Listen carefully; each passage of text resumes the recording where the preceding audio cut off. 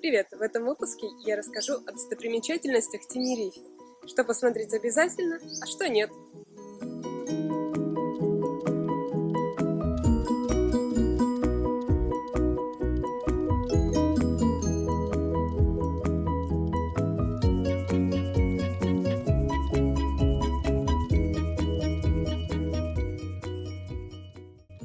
На остров Вечной Весны, как часто называют в Тенерифе, лучше ехать на пару недель или хотя бы дней на 10. За это время вы успеете полежать на пляже, разобраться в местной кухне, увидеть все самое интересное и не устать.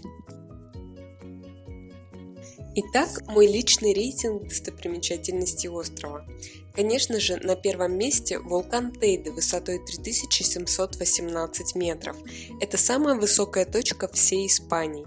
Его основание лежит на дне океана, а суммарная высота составляет более 7500 метров. Неудивительно, что в ясную погоду вулкан Тейде виден со всех соседних островов. Подниматься на Тейде или нет, решать вам, но посмотреть на вулкан со стороны нужно обязательно. Кстати, если решите покорить вершину, имейте в виду, что заявку нужно отправлять заранее, хотя бы за 2 месяца до желаемой даты. Национальный парк Тейде включен в список всемирного наследия ЮНЕСКО, поэтому посетителей здесь довольно много. Если нужна будет помощь с бронированием или организацией индивидуальной экскурсии, пишите нам на электронную почту support@natenerife.info.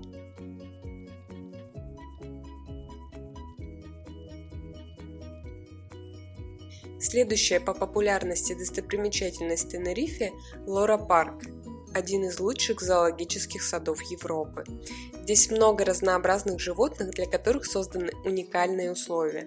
Пингвинарий, в котором около 200 птиц, шоу касаток, огромных черных дельфинов, муравьеды и, конечно же, крупнейшая в мире коллекция попугаев. Все это привлекает в парк множество людей. Здесь нравится и детям, и взрослым. Эмоции – главное богатство, которое мы привозим из отпуска. И в этом смысле Сиам-парк – место, обязательное к посещению. Уже 3 года подряд портал TripAdvisor признает его лучшим аквапарком в мире. Подробный обзор Сиам-парка с фото и видео, а также полезной информацией смотрите по ссылке в описании. Для многих Тенерифе это прежде всего красивая природа.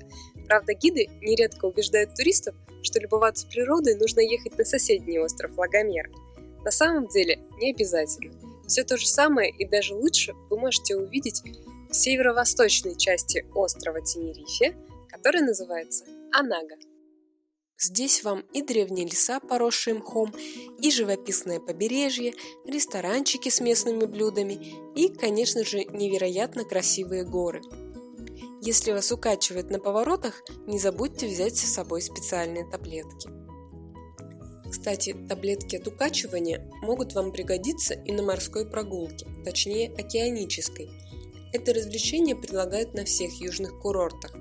Выбирайте комфортную яхту и вперед на просторы Атлантики, где вы сможете увидеть дельфинов и так называемых китов-пилотов в их среде обитания.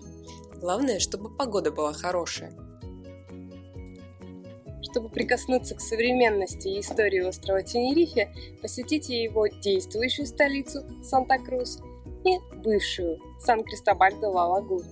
Санта-Крус-де-Тенерифе – это столица культурной и деловой жизни острова. Кроме того, это столица всей провинции, в которую входят также острова Ла-Гомера, Эль-Хьерро и Ла-Пальма, ну и сам Тенерифе. Санта-Крус вон там.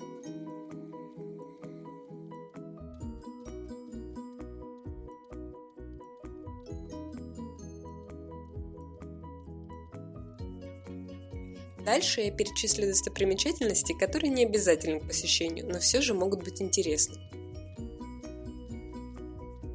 На Тенерифе есть еще 2 зоологических парка. Манки парк – это небольшой зоопарк, в котором можно зайти в клетку с лемурами и пообщаться с ними.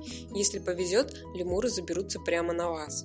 В Джангл парке, джангл от слова джунгли, интересное шоу с крупными птицами и довольно большая коллекция других животных.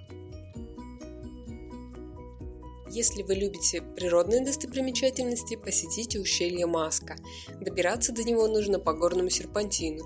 Можно посмотреть на ущелье сверху, но если захотите спуститься, имейте в виду, что к такому походу желательна подготовка. Прежде всего, подходящая одежда и обувь. Обычно план такой: приезжаете в деревню Маска на такси, спускаетесь, дорога занимает часа 3, и плывете на кораблике в порт Лос-Гигантес. Ссылку на статью с подробностями оставлю в описании.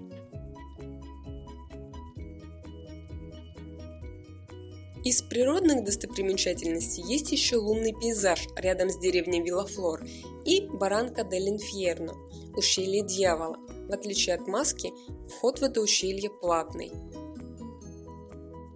Что еще можно посмотреть на Тенерифе? В путеводителях нередко упоминаются города Ла-Оратава и Канделария. Ла-Оратава – это аутентичный канарский городок с красивыми видами на северное побережье.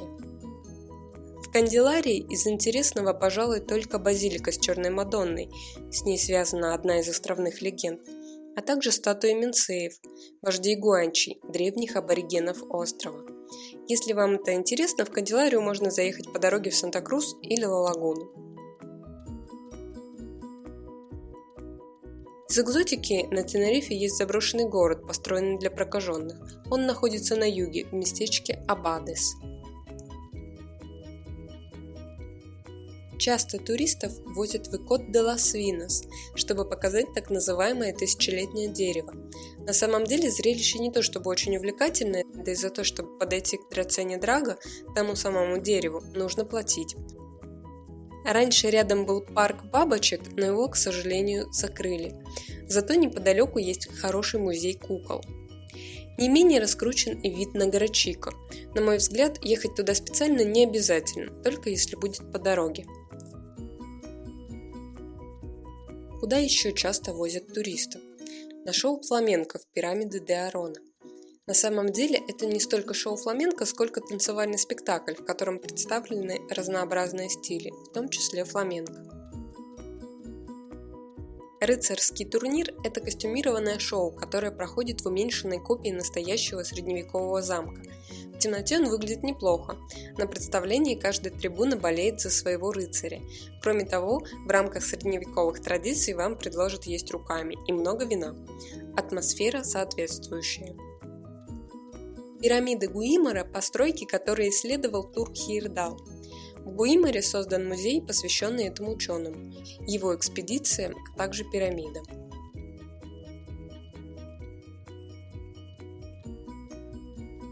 На Тенерифе есть еще один аквапарк – Акваленд.